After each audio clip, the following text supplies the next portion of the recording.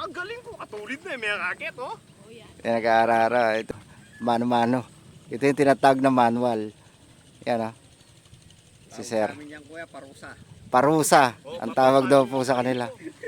Good morning po mga ka-agri. Andito tayo ngayon sa Calamansi Farm ng ating subscriber. At ito po. At ito, ang kanyang katiwala po na si Sir Jake.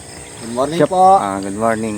Siya po yung nag-aasikaso dito at siya na rin ang mag-tutor sa atin dito. Nagpa-consultant po yung ating subscriber na si Ma'am Vicky para dito sa Calamansi Farm niya. Dito po kami sa paanan ng Bundok Arayat. Ayan po, mapapansin ninyo. At ito, may tanim siyang kalamansi dito. Nasa 5 months na yata ito.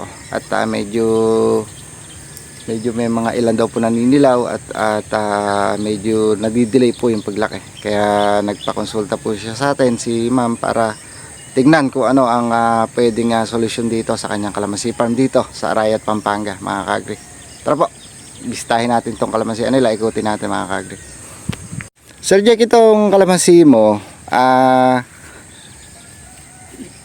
medyo naninilaw, ano? Opo. Ng konti. Meron tong scab disease, Sir Jake. Ayun. Tapos yung style po ng tanim nila nasa ibabaw po ng bed. Kasi ito mga ka-agri, medyo kung mapapansin ninyo, palayan po itong mga katabi niya dito. Pero medyo mataas po yung lugar ng tinamnan ng kalamansi, kaya okay lang naman. At saka yung klase ng lupa dito, Sir Jake, medyo buhangin ng konti, ano? Hindi o, galing lang o sa sapayan kasi yung sapayan namin, tumataas yung tubig pag tagulan. Ito. Maapaw. Opo. Kasi paanan na siya ng bundok kasi, ano. Pero doon, putek naman, putek clay. Opo. Ayun. Pero wala naman pong kaso kahit may buhangin na ganyan. Mas gusto nga minsan ng kalamansi po yung may buhangin. Tapos may plastic mulch kayo, ano. Opo. Ayun. Yung pong iba, tinatanggal ko na. Kasi basang-basa yung sa loob ng plastic eh. Opo. Hindi kagad natutuyo. Ayun ang dahilan. Kumbaga nung bago pa lang tinamnan, nilagay nyo para hindi damuhin, ano. Para lang po yun sa damo. Opo.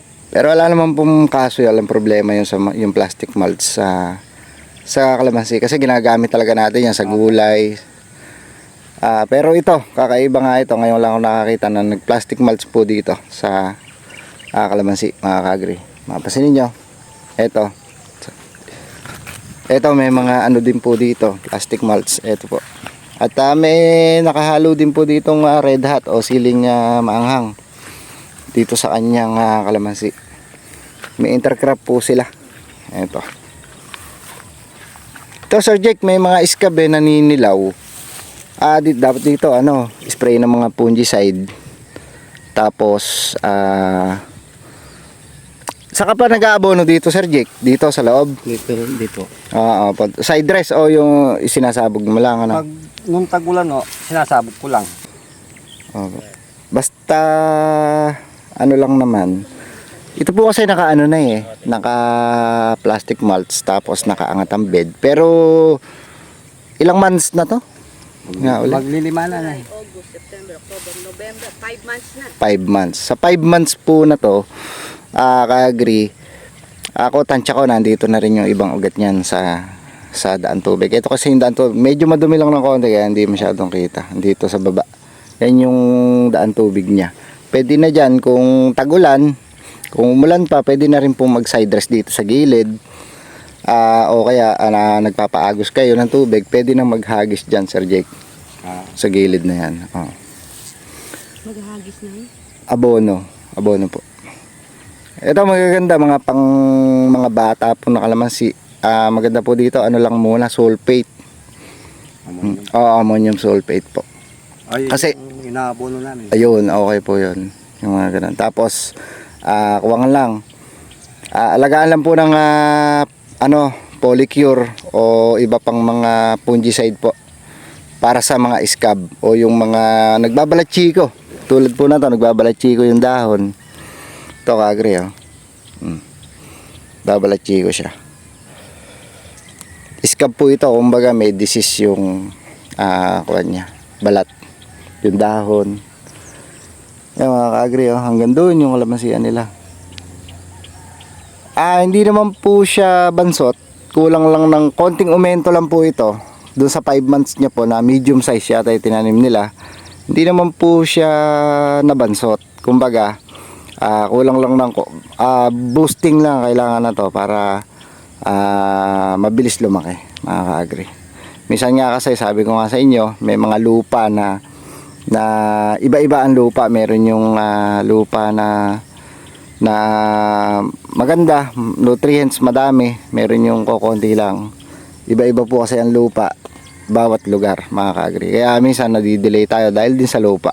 Mga ganito na medyo tumatagilid yung kalamansi mga ka-agri, pwede po natin yan hanggat bata pa. Tukuran dito yan, tukuran na sanga dito.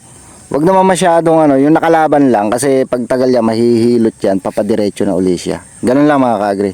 Ganun lang kay Jake yung gagawin mo para kumbaga kasi pagka hinayaan mong ganyan yan, ganyan na siyang lalaki, nakaganyan. Ganun po. Kaya yan, kailangan kapag may nakikita kayo bata pa lang na bumabaluktot na ganito. Kasi dahil to sa hangin, nauga ito tapos humapay. Basta kuha ka lang ng sanga na may ganon.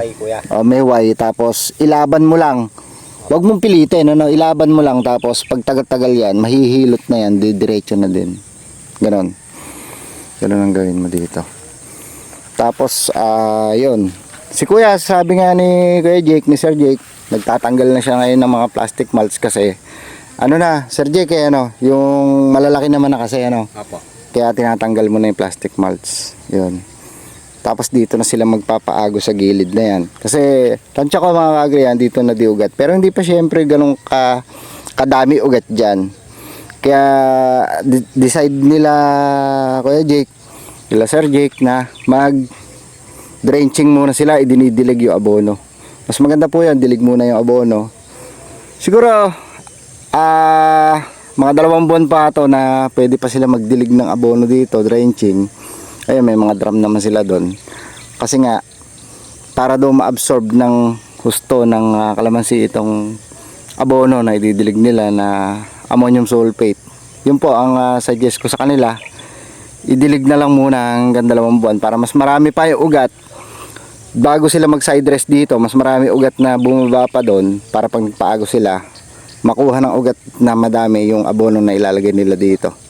Kasi sa ngayon, meron mang ugat yan, konti pa lang dito sa baba. Ganun mga ka-agri. Kasi kaya nakaangat yung bed, kapag daw tagulan, yung mga tubig dito sa bundok na galing talagang umuuho dito, nagparang flash flood, talagang lumulubog din ito. Pero saglit lang naman, hindi naman siya nabababad. Kaya ang ginawa nila, unang tanim nila, ganito, nasa angat ng bed. Yan, magandang preparation po yan sa mga katulad na to na may mga tabi ng mga palayan. Ibig sabihin na to, hindi ito ganong kataas. Pero hindi naman ganong kababa. Kaya pwede hintam na ng kalamansi mga ka-agri. Ganun po yung ginawa nila. At magandang technique din po yung ginawa nila na to. Yun nga lang, medyo nakukulakan sila sa paglaki. At tutulungan natin sila kung paano mapabilis ito sa pamamaraan natin sa pagkakalamansi mga ka-agri. Ito yung tinatawag na manual. Yan si Sir. Namin yan kuya, parusa. Parusa. Ang tawag daw po sa kanila.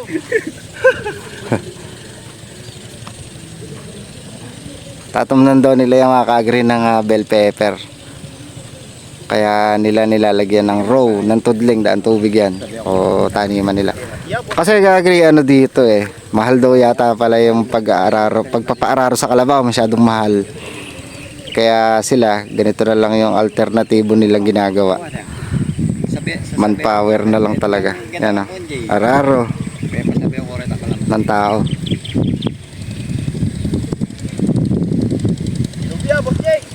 Ka-agri, malayo kasi ka-agri yung yung distance na ginawa nila. 4x4 meters daw po ito. Kaya kung mapasin nyo, lapad ng nila. Maganda yan sa kalamansi mga ka-agri.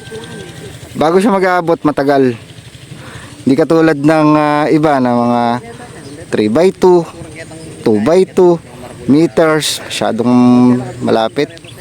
Ito naman kasi kahit malayo yung distance mo, tulad nila, mag-alagay sila ng intercrop na tulad yan, sili, si bell pepper nga daw ilalagay nila. Ibig sabihin, kahit madalang yung distance ng kalamansi mo, pakinabangan mo naman yung gitna. Tulad niya, naglalagay ka ng gulay. Ito na nga, inaararan na nga ng tao. Oh.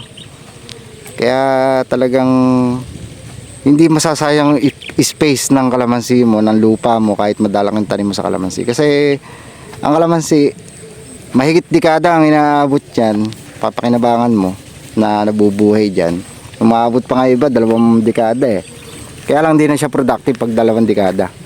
Pero itong ano, yung distance na to na 4 meters by 4 meters, 4 meters dito ka-agri yan, tapos 4 meters din dito. Malampya.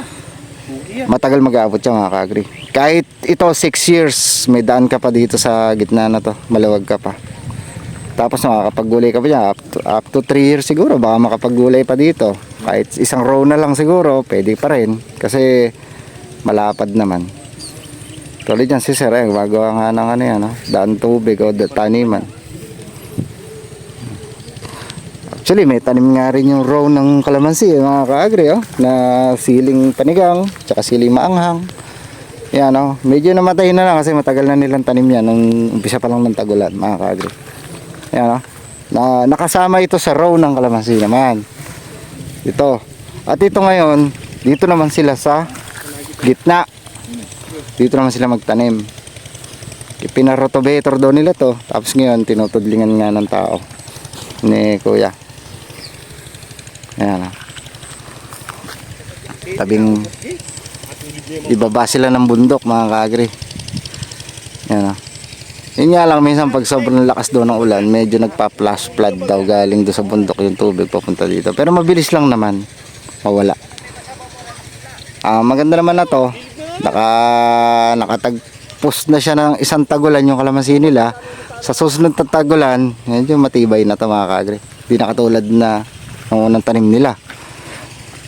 Umpisa ng tagulan, tinanim nila to. At medyo maganda rin yung ginawa nila dito kasi ito nga yung sinasabi ko, depende ang land preparation sa lugar.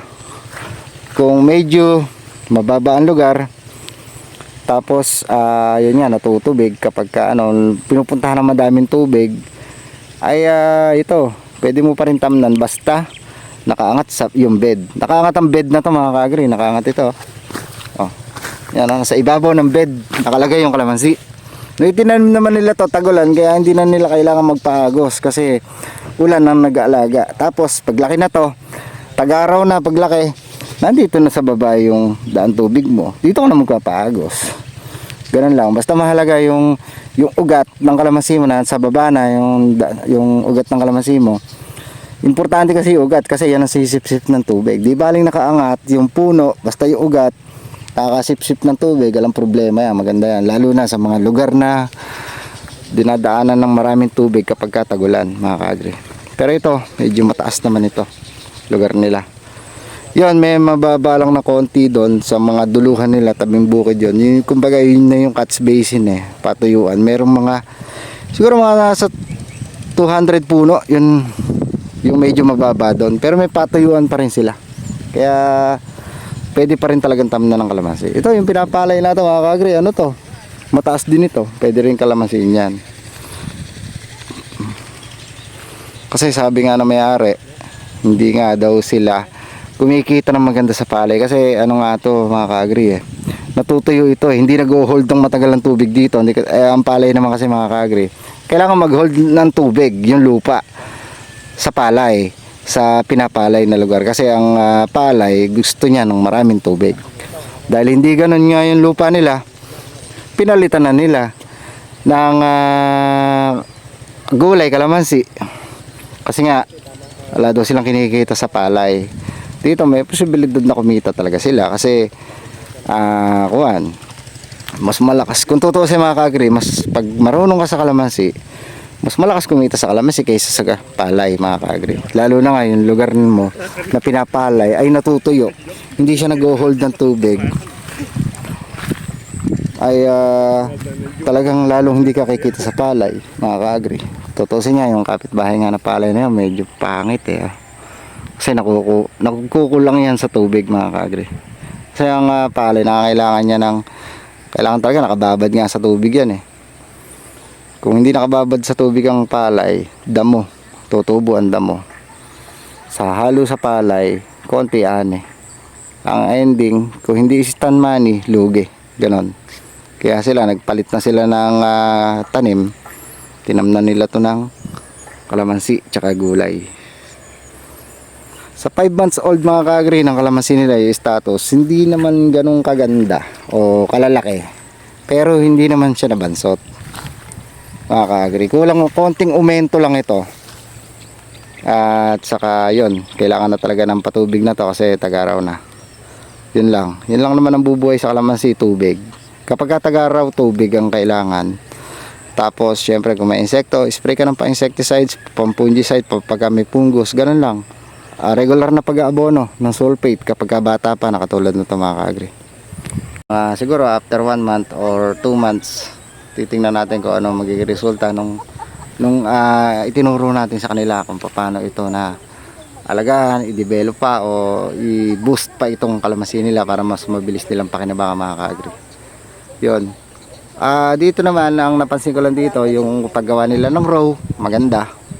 Dahil nga, sabi nga nila, dumipende sila doon sa lugar nila na kapag katagulan, medyo talagang dumadaan yung tubig dito, nanggagaling doon sa bundok. Kaya ang ginawa nila, inangat nila yung row.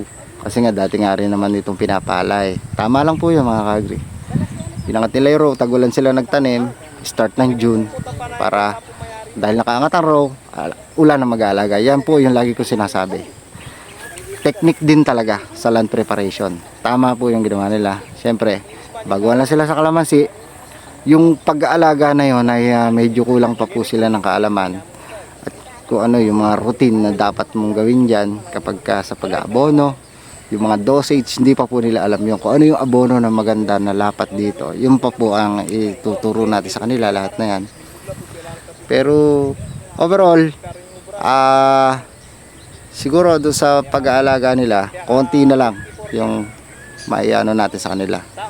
Yung technique na lang ng pag-aabono at saka yung iba pa natin ginagamit ng fungicide, insecticide, yun na lang ang kailangan nila. At saka yung pagpapatubig ngayong summer, kailangan talaga. At saka regular na pag-aabono, 2 times a month.